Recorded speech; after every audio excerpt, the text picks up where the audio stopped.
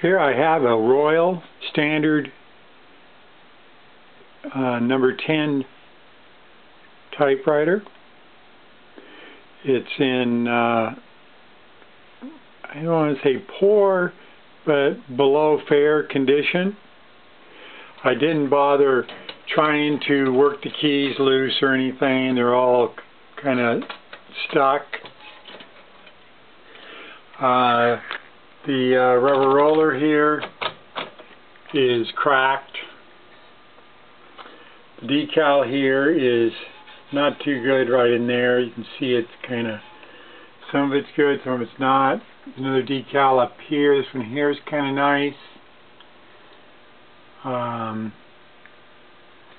This is a No.10 with a single glass pane on the side. Glass is no cracks in that side. And look over here, and no cracks in this side. A lot of times these will get cracked, and they'll replace them with metal or something. But this is a this is a carriage shift. The model that came, I think, just kind of right after this one, they went to a basket shift, where this part here changed position. These are all glass keys, of course.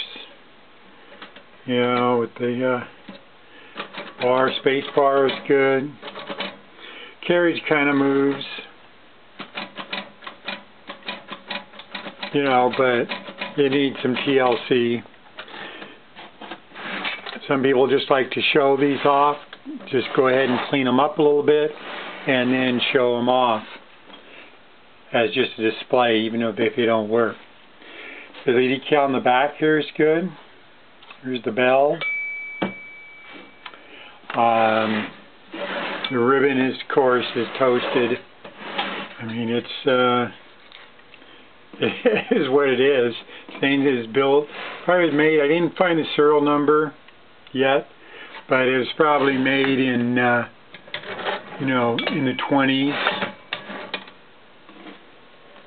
And if you look underneath here, the rubber feet are, you know, soft, but you know, they've been around. And underside here, a little paint off there, some debris. Yeah, so anyway, somebody was asked, I got an email from someone, they were asking me if I had a Royal 10, which was, I was kind of amazed that I did. And they said it didn't have to be working or anything, so I'm putting this video up on YouTube.